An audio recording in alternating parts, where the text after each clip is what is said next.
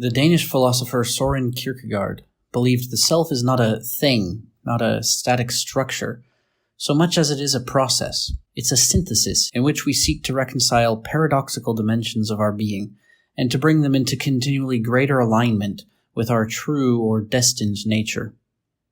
For Kierkegaard, this true nature could be fully realized only by making a wild leap of faith and declaring the good of being, by resolving to embrace existence and to bear the burden of its suffering gladly in the name of fellowship and love.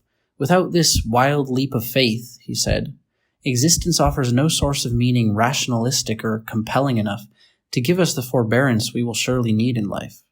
Those are my own words, of course. For Kierkegaard, God was this goodness of being, this embodiment of all fellowship and love and all possibility for betterment. It's an admittedly abstract and philosophical idea of God, but Kierkegaard was nonetheless self-professedly and meticulously Christian. As I was reading his Sickness unto Death, though, I found his idea of the self extremely thought-provoking. I think it can be incredibly useful, even or perhaps especially when considered alongside less monotheistic or less dualistic philosophies, even philosophies which are rigidly scientific. In my own personal journey, I've come to appreciate very deeply Kierkegaard's idea of the self. It's become fundamental to the sort of mentality I try to embrace in life, sort of conjoined or interwoven with my vague awareness of certain Buddhist, Hindu, Hegelian, and a scattering of other ideas. So, in this video, I'll first outline some thoughts on Kierkegaard, and then use them as a sort of jumping-off place from which to reflect on the nature of the self overall. I'll sort of hone in on specifically anxiety by the end, because that's something I think is relevant to all our lives, and it's something I've been trying in particular to deal with. First, though, let's outline a bit more clearly just what I draw from Kierkegaard's idea of the self. What does it mean to say we are a synthesis of opposites? Kierkegaard himself summarizes it like this: a human being is spirit. But what is spirit? Spirit is the self. But what is the self? The self is a relation that relates itself to itself, or is the relations relating itself to itself in the relation. The self is not the relation, but is the relations relating itself to itself. Great. Thanks, Søren. This can seem kind of bewildering at first, almost as if he finds a sort of manic glee in phrasing it as convolutedly as possible. After a bit of thought, though, we should be able to illustrate the idea somewhat clearly. Remember again the idea of this synthesis of opposites. Kierkegaard goes on to write that we are a synthesis of the infinite and the finite, of the temporal and eternal, of freedom and necessity. In short, a synthesis. A synthesis is a relation between two. Let's consider the infinite as the human consciousness or soul, that dimension of our being which does not die, which bends itself towards understanding, towards relation with God, and so on. The infinite is that quality of us which seems irreducible to any smaller element. It remains constant, irrespective of time or place or momentary sensation. More on that later. The finite is the flesh, the brain, the natural hunger for nourishment, the need to reproduce, to share ideas by speech, to build with physical tools, and so on. In our attempt to align it with some of the non-dual traditions, we might consider the finite as everything besides the soul, besides, say, root awareness. Okay, so in our attempt now to align with some of the non-dual traditions, let's consider the infinite as root awareness and the finite as everything else.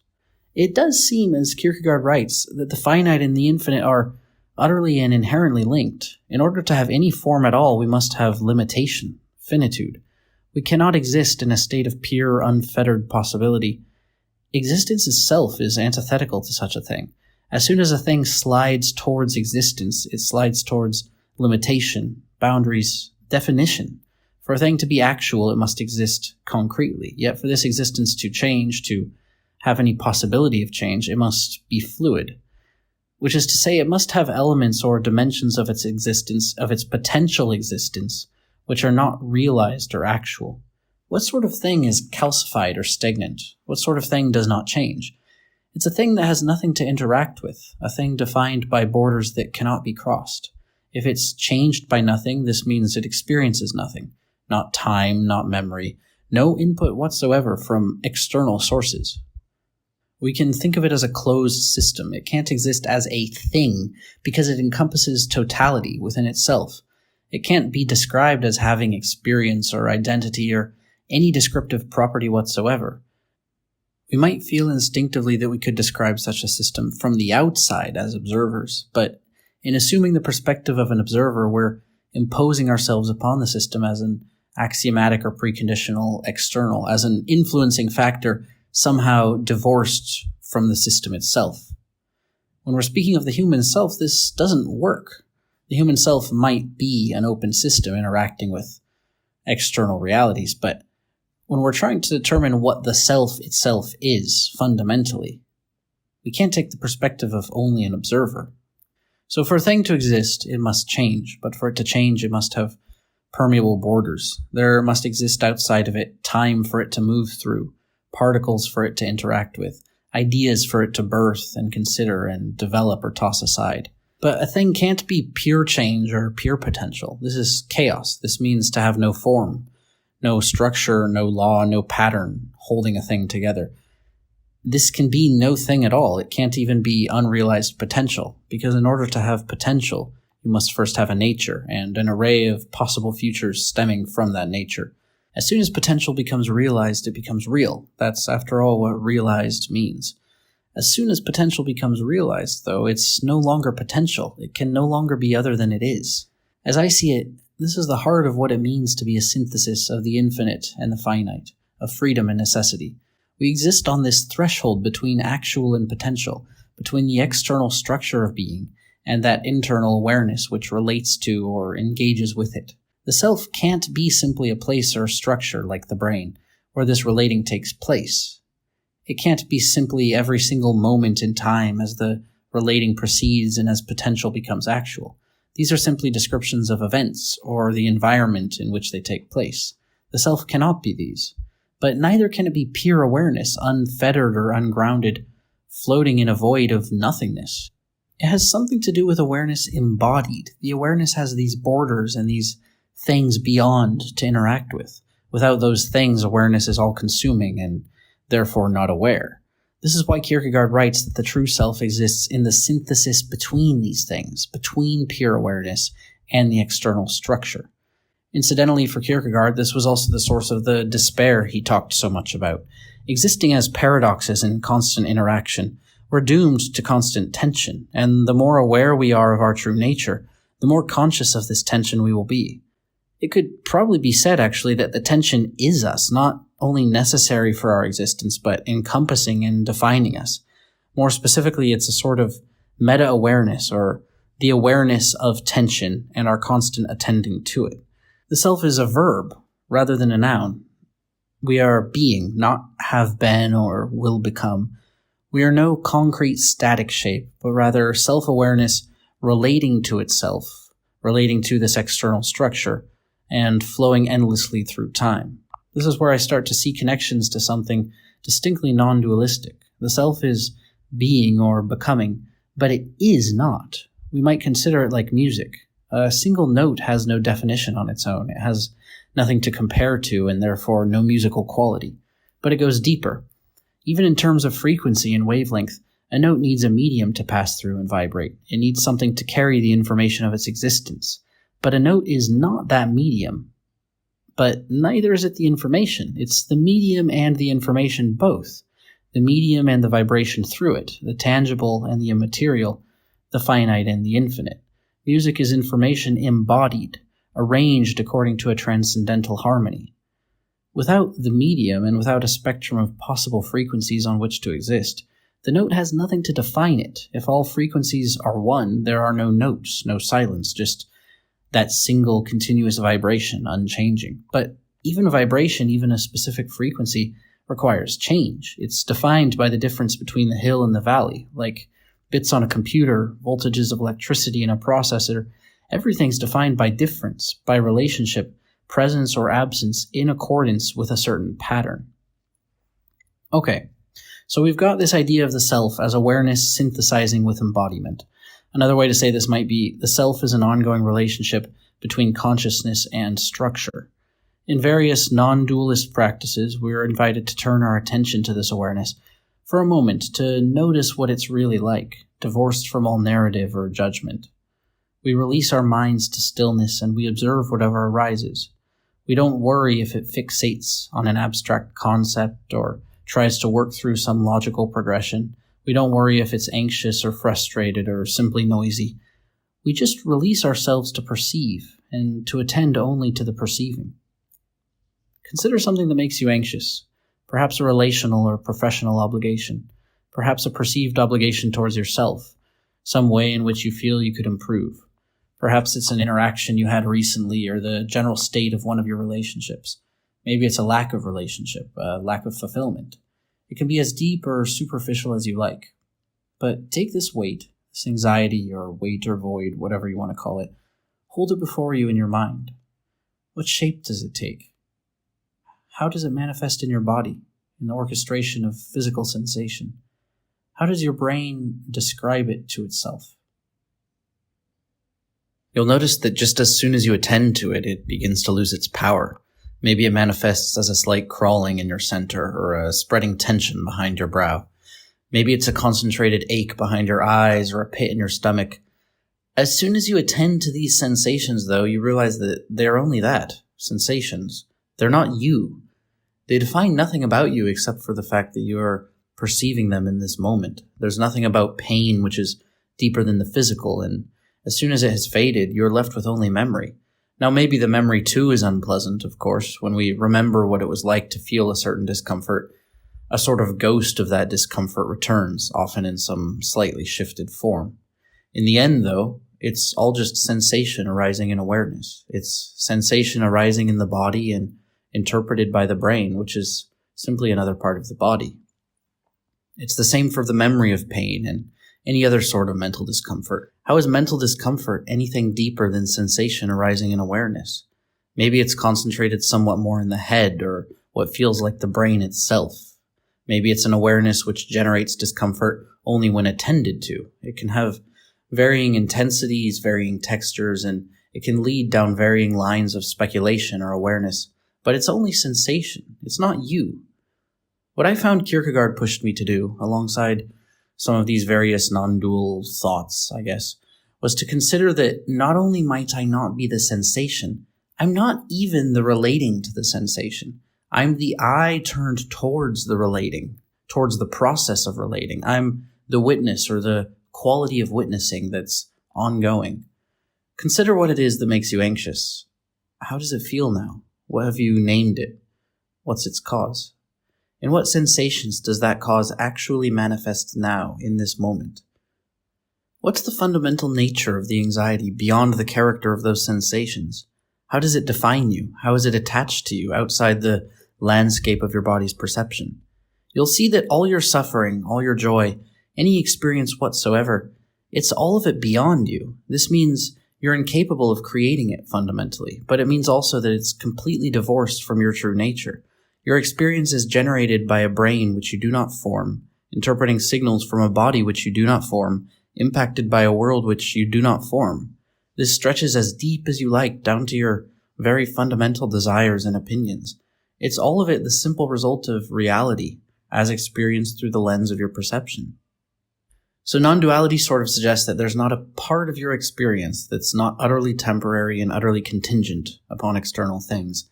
The only thing that's not externally caused, the only thing that's not temporary, the only thing that's not contingent, that's the awareness itself, the perceiver, rather than the perception. Yes, the perception might be your entire experience, but you are the perceiver, the experiencer. The experiencer is the only thing unchanging. Everything else is simply the varying arrangement of qualities of information as filtered through the structure of your perceptual construct. That's your brain.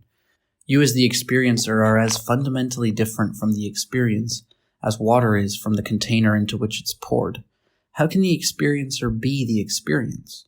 Your awareness, or consciousness, might be compared to someone watching a movie scene on a computer. The program it's running, the electricity that makes it run, the inputs that determine which section of the film to play, those are the external stimuli introduced to the computer from the outside world. The screen, the computer frame, the central processing unit and its logical arrangement, those things are the internal structure, the brain. the interpretive dimension through which external stimuli become perceived phenomena. But you as the observer, perceiving the phenomena, you can't possibly be any of the parts that make it up. How many of us think a single moment of pain or anger could possibly be what we are at our core? None of us think that. A moment of pain is just a moment of sensation we perceive as negative, a moment of sensation from which our brain wishes to escape. Inherent in the recognition of pain is the recognition that we are something other. We are that which is experiencing the pain. We are the subject being acted upon. The trick here is to realize that that pain is not only composed of whatever condition is creating it external to our body. An uncomfortable pressure, an injury from a recent sporting event, a conflict with a friend. The pain is also composed of the body that receives these things, the brain that interprets them as pain, that sends signals desiring escape. It's all simply a mechanism. Whatever you are to notice and experience all of that must, by definition, be beyond. We tend to know this instinctively when we consider individual moments and individual feelings, but when we scale the reflection up, we get the sense somehow that we ought to be some sort of composite of the things that have happened to us, the environment and personality and the memories that together have generated our fears and hopes and fondnesses and regrets. We feel instinctively that the full sum of our experience must speak to who we are. Maybe over time, the thread of each individual moment is woven into this vast tapestry of our being until in the end, yes, it is the experiences that make us us. But upon reflecting, we'll realize that our true nature, our fundamental nature, cannot be connected to any experiential quality. Again, consider the water being poured into a container. The water experiences the shape of the container, but to experience what it is to take that shape, the water must be other than the shape. Similarly, you're experiencing the shape of your body and your psychology and your environment. They're the mechanism, but you are the other. You're shapeless. You're flowing through the mechanism, flowing through the experience. You're a sort of passenger, a current of I am awareness flowing through it all. Now, that's not to say experience is an illusion. The experience of anxiety, for example, is real in the sense that it exists. It's the container through which awareness is momentarily flowing. The illusion lies in the idea or expectation that this container should somehow define you, the water. Experience cannot be fake. It cannot be any more or less itself. It is as it is as it is. But we must not feel ourselves made less real by experiencing it or by laying our identity upon it. So that's sort of where I arrive when I consider these things by the light of Kierkegaard's idea of the self. I don't want to suggest it's a complete understanding of Kierkegaard or a complete understanding of non-duality.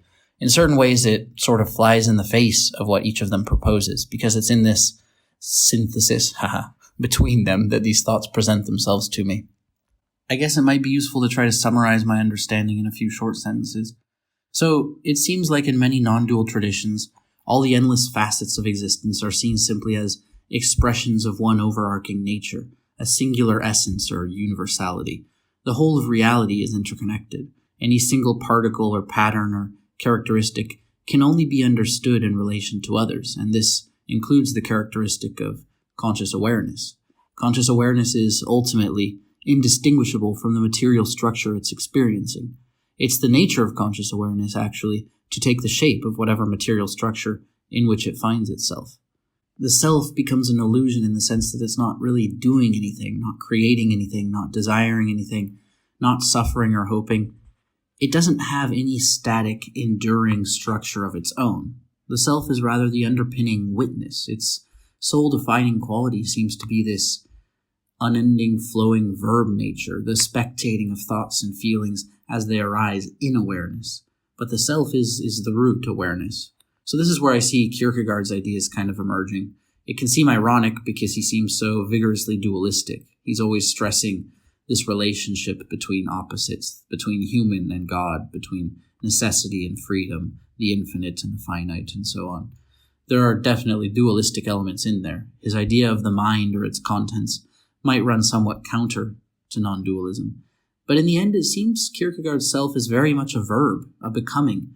It's a task, he writes, which, in willing to be itself, rests transparently in the power that established it. It's composed entirely of a relationship between external structures, but it itself has no enduring structure. It's simply this ongoing process. It's consummate interdependence. Again, for me, this sort of comes back to consciousness embodied. I don't know whether I'd say our self is the consciousness root awareness sort of thing, or whether I'd say it's the synthesis or relating to that consciousness interfacing with the structure. But something about the self seems fundamentally dependent upon this consciousness interfacing with external structure, that is, consciousness embodied. And I don't really need these thoughts to be a perfect understanding of anything really beyond my simple perception in this moment. I find it interesting and edifying, so I thought I'd share. That said, I do hope to grapple more intensely with these and many other philosophies, until I can hopefully articulate them as their proponents might.